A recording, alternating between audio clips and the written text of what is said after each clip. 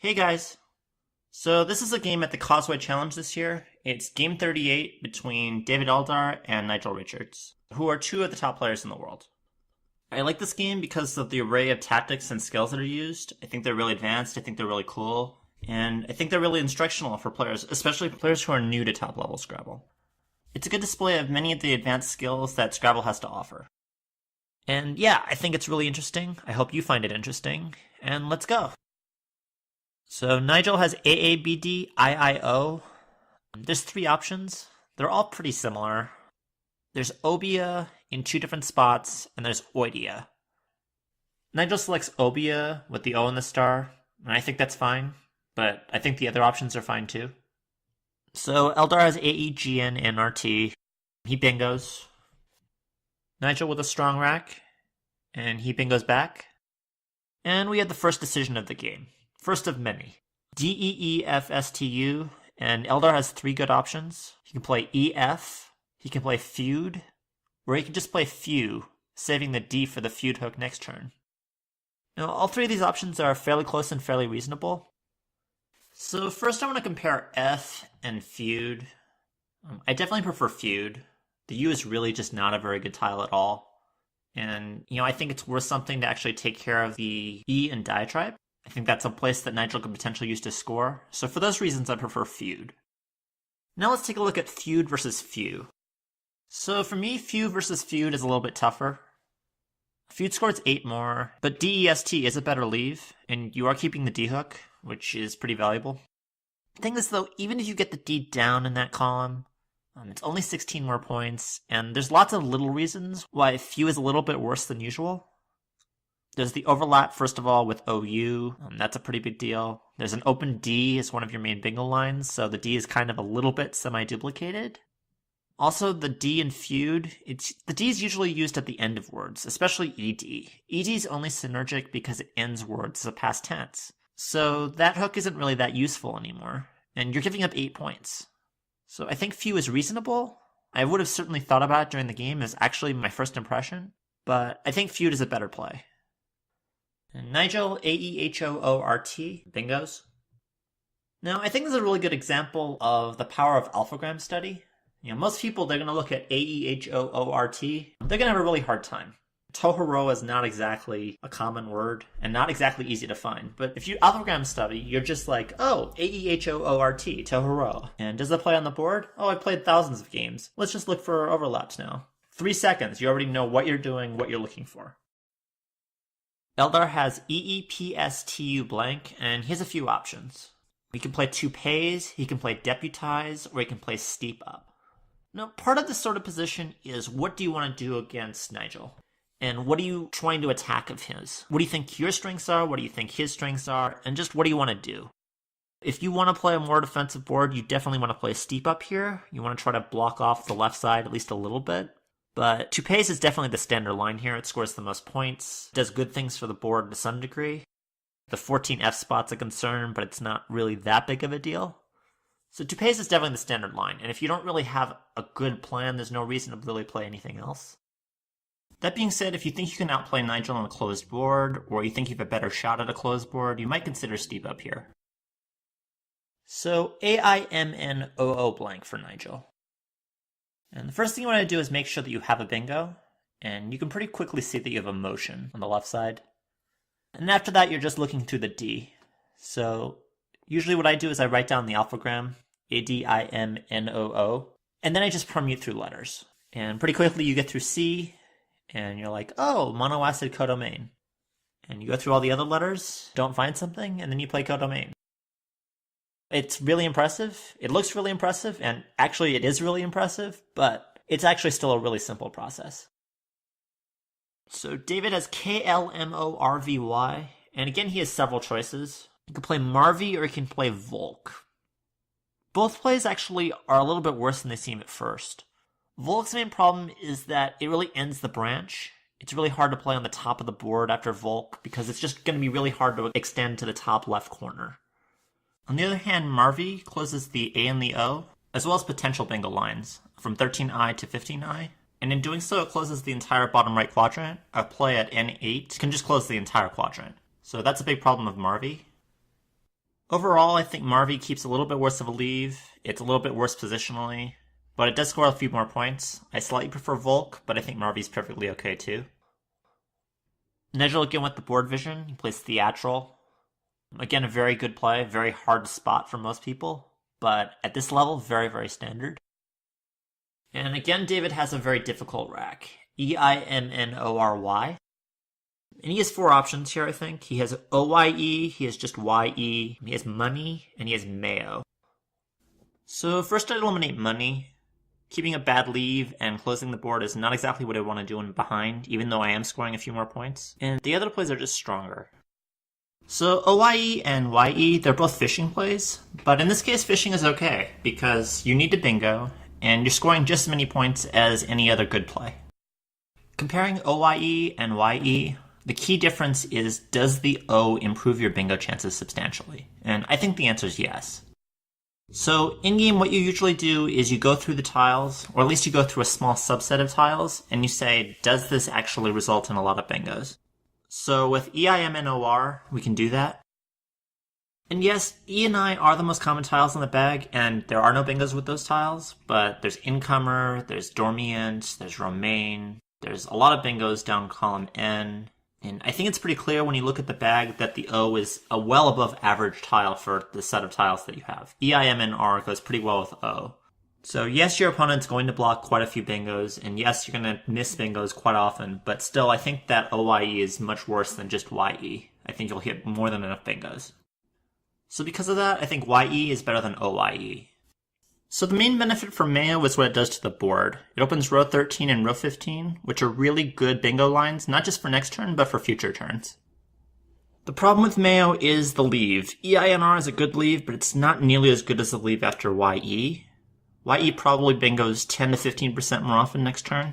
And that's pretty substantial. And yes, the lanes after Mayo can get blocked, but it's usually going to require a sacrifice of points from Nigel. I'm definitely okay with Mayo. I think it's definitely reasonable. I would also be okay with YE.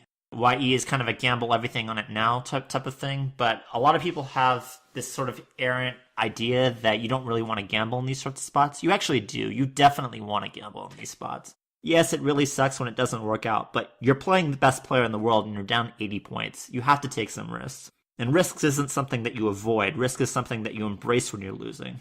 When you're ahead, you avoid risk, but when you're behind, you take risk. That's the entire premise of Scrabble entropy, and it's a really important concept, and Mayo does that very successfully.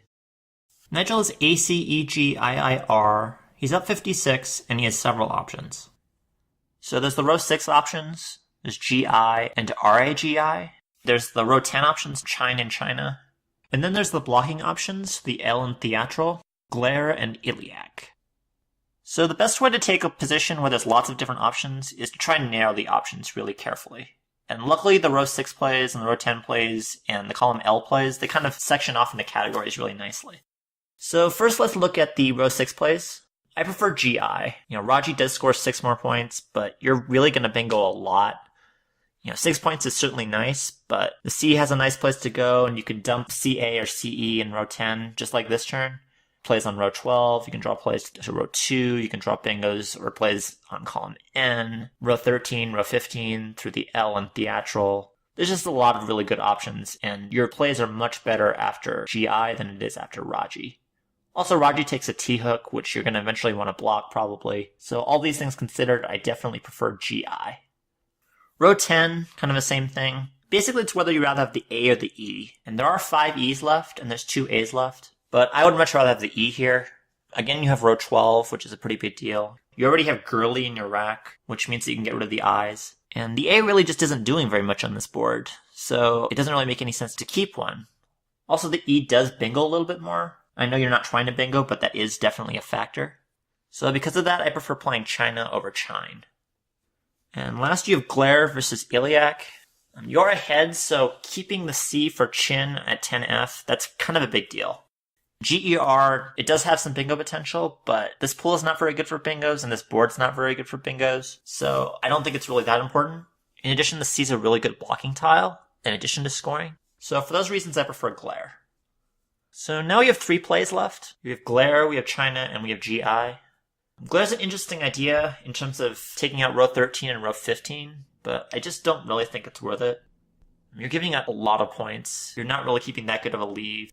In comparison to Chine, Blair's probably 12 points in equity back or something like that. It's just not worth it. A lot of the bingos that are 7s are going to play on column N anyway. You're in a position where you don't even need to necessarily block a bingo. You can outscore somebody. So I don't really like Blair that much.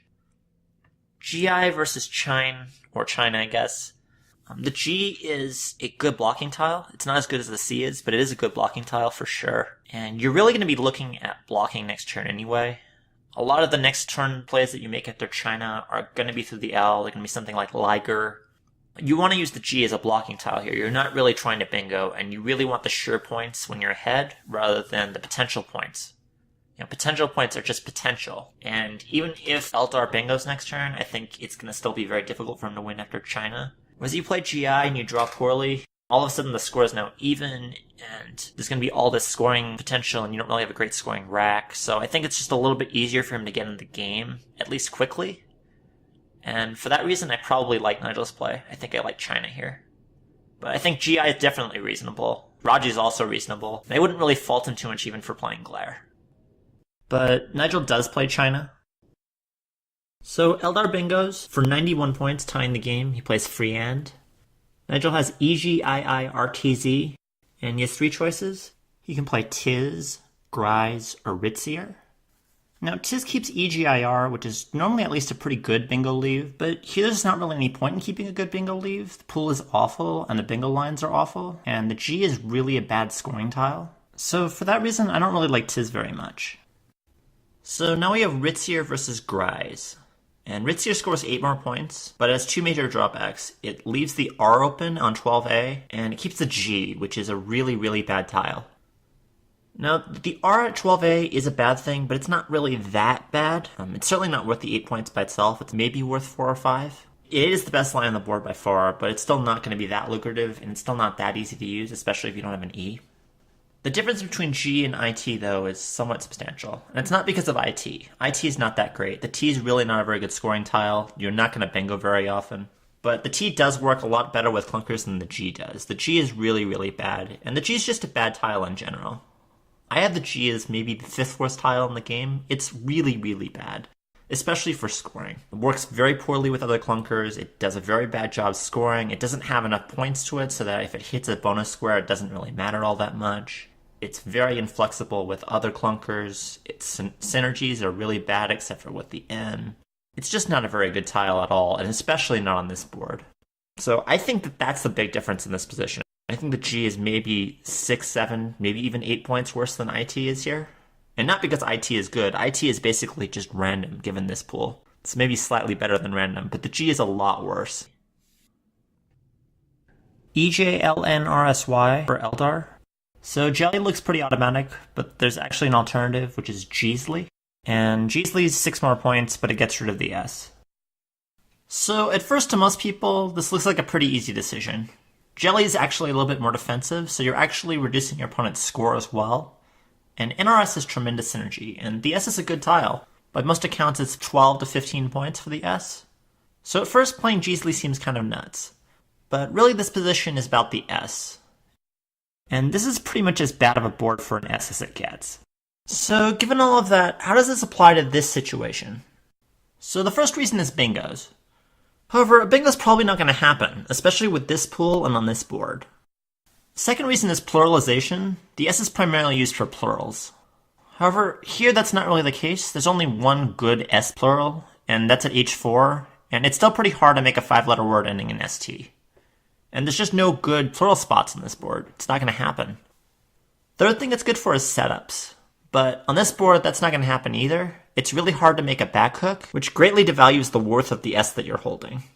So the S is really just a better version of an R here. It's really not that good of a tile. And for 6 points and a better vowel-consonant ratio, I know it's only worth 6 points, and I know that Jelly does have a defensive value to it, but I think it's worth playing Jeasley. So I want to talk for a minute about the S in general. Most estimates have the S at being worth about 12 points, and I just want to talk about where that comes from and how to adjust based on the situation. So the first thing is that the S is a good bingo tile. It's a better version of tiles like the N, the R, or the T. So let's take, for example, ADEIPRS. Now, while the S does come at the end of one word, diapers, it also comes in the middle or beginning of other words, such as despair, aspired, or praised. So the S is a good bingo tile, and that's worth about 2-3 points, something like that.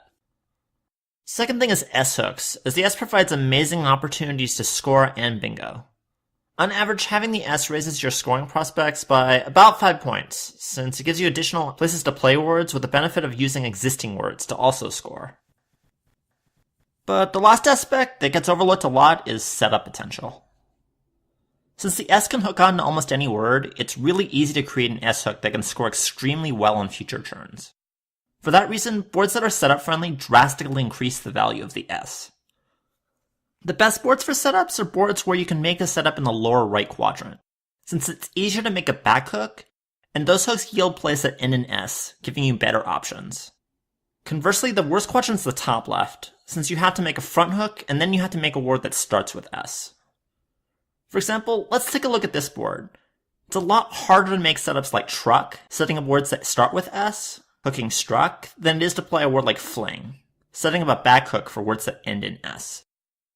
So when you're looking for good boards for the S and for S setups, you're primarily looking for two things. The first thing is a board that's centralized, which allows you to make S hooks on triple lines or other high-scoring bingo lines that are pretty difficult to block. And the second thing you're looking for is boards that tend to trend from the top left to the bottom right, since these boards usually allow for better setup opportunities. Conversely, bad boards with the S are the exact opposite.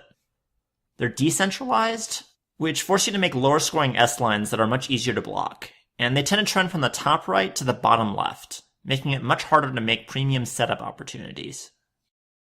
Nigel's on 10 with IOPSTWW and 4 reasonable options. There's wow, toe, twist, and whist. So it's first looking at the pool, and honestly, it's pretty much a mess, but you do have the case T. So WoW keeps IPST, which is a good bingo leave, but on this board, the chances of playing a bingo aren't very good, and the chances of scoring with IPST aren't very good either. And it's really the same thing with IPSW after toe. It's going to be really hard scoring, especially with the G, the V, UUQ in the pool. So the question here is whether we should set up a T, or whether we should play twist for 19 more points. So there's actually quite a few concerns. OPW, just like the leaves before it, it's going to have a really hard time scoring. But not so much after whist. The options after whist, to and toe and out, opt, TWP, those are really good scoring options, really good usage, and it's going to be really hard for your opponent to block. Blocking in this pool is going to be really, really difficult. I mean, what is Eldar really going to do? He's going to play, Con I1 or something like that? I mean, even that's a good scenario. You score 21, opponent scores 14, you net 7, and that's a bad case. Most of the time they're going to try to block and score less. They'll sacrifice points, and they won't do so very successfully. You just have too many plays over there that will overlap any block. It's really hard to block that spot, especially with this pool.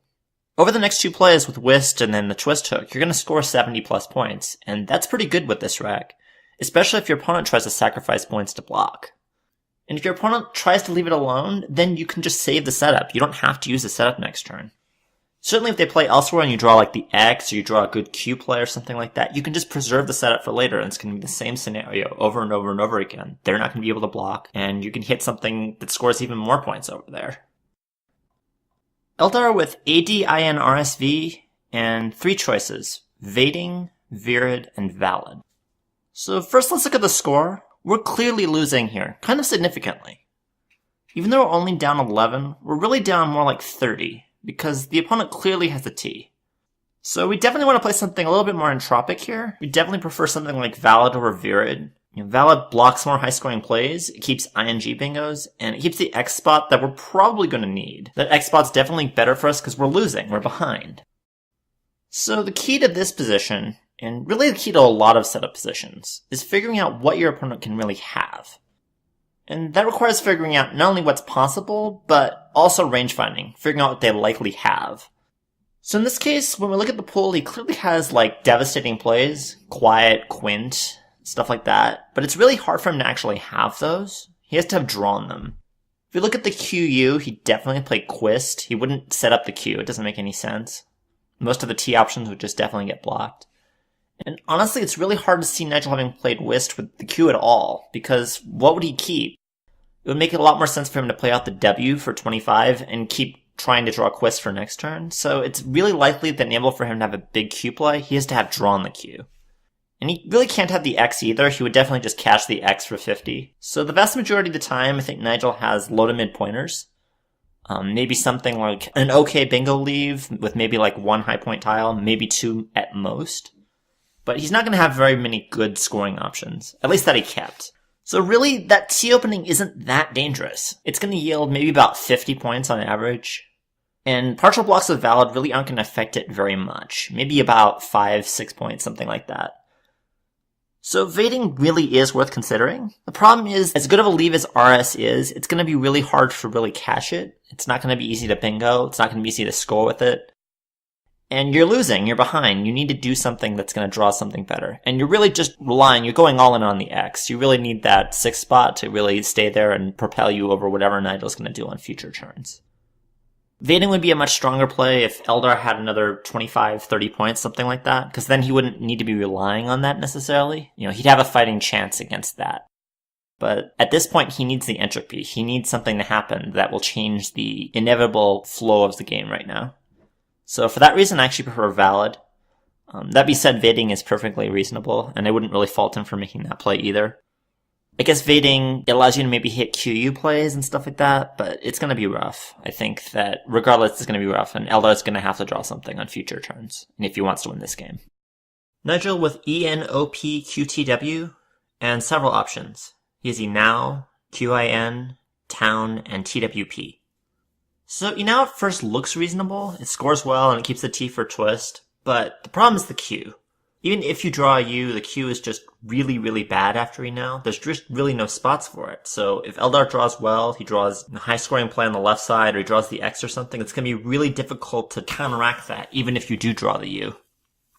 After QIN, you do maintain EOPTW.